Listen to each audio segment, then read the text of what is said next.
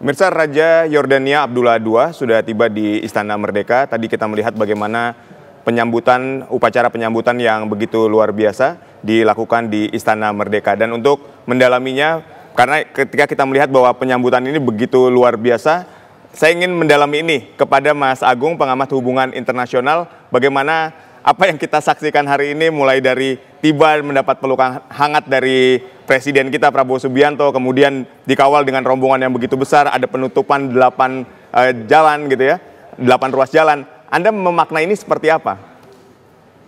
Ya, jadi ini kemudian kita bisa lihat, Mas, sebagai bentuk hubungan yang erat dan dekat ya, yang dilakukan oleh Indonesia, khususnya oleh Pak Prabowo terhadap Raja Yordania.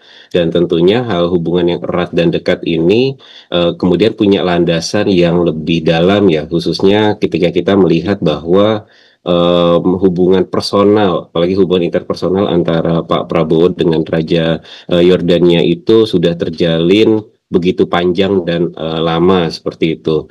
Dan tentu hubungan emosional ini sebenarnya menjadi satu hal yang mendorong sebenarnya ya, bagaimana kemudian gesture diplomatik yang kemudian ditunjukkan oleh Pak Prabowo dalam menyambut Raja Yordania ini begitu masif, ya boleh kita bilang demikian. Oke, mungkin kita lihat ini sebagai bentuk kunjungan balasan yang dilakukan oleh Raja Yordania setelah kunjungan Pak Prabowo pada bulan April lalu. Tapi cara kemudian Pak Prabowo untuk menyambut ini menurut saya juga satu hal yang kemudian luar biasa dan penting untuk diperhatikan ya. Dan mungkin gesture-gesture seperti ini juga yang Pak Prabowo dalam masa pemerintahan 1 tahun terakhir beliau tunjukkan ya, bagaimana beliau sangat open terhadap tamu-tamu negara, terlebih terhadap negara-negara yang beliau anggap penting dan strategis untuk dijalin hubungan secara lebih dekat seperti itu. Jadi ini satu hal yang sebenarnya gesture yang menarik untuk kemudian ada intensi yang begitu kuat untuk dijalin secara lebih kuat dan serius.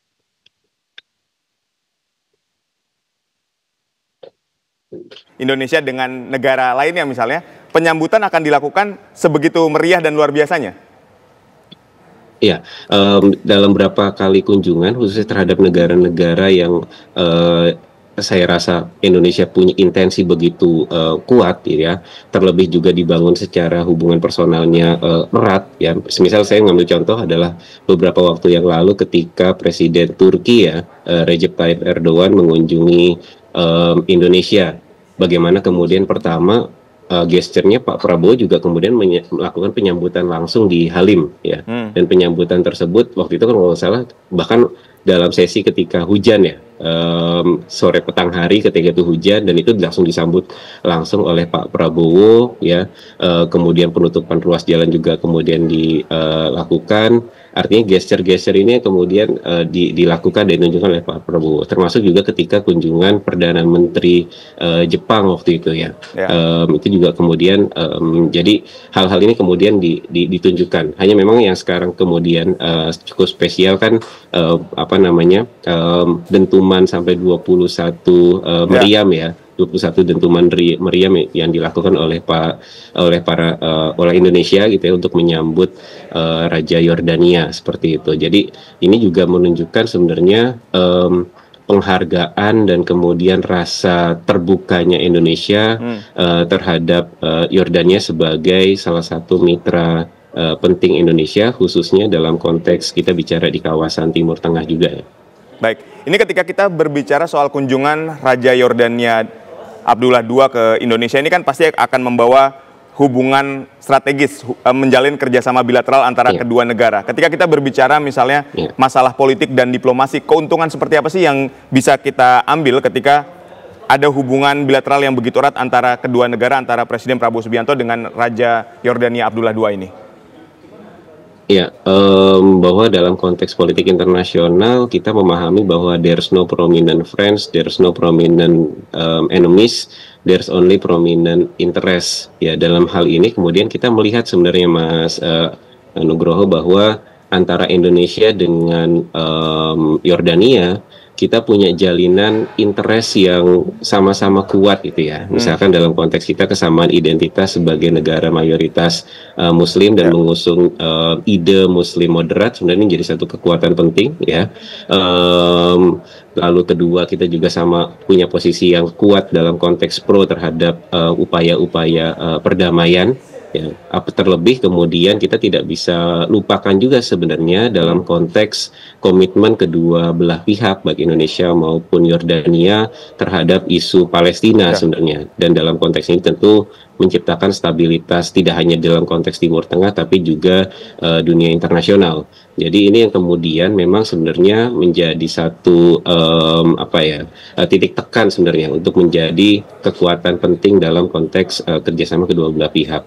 Terlebih kan sebenarnya juga dalam kesamaan interest dan identitas kedua belah pihak sebenarnya ini menjadi ruang juga sebenarnya dalam konteks diplomasi, tidak hanya bicara dalam sekedar lingkup Timur Tengah tapi juga bagaimana menciptakan stabilitas dan kemudian mendorong tata dunia yang lebih adil baik dalam konteks Perserikatan Bangsa-Bangsa di PBB maupun di OKI maupun di lembaga internasional yang lain seperti itu. Baik, itu ketika kita berbicara soal geopolitik, kepentingan politik dan diplomasi antara Indonesia dengan Yordania. Ketika kita berbicara kepentingan ekonomi, Mas Agung, apa yang bisa Anda bahas hubungan ekonomi antara kedua negara yang tentunya harus saling menguntungkan, baik itu untuk Indonesia maupun untuk Yordania?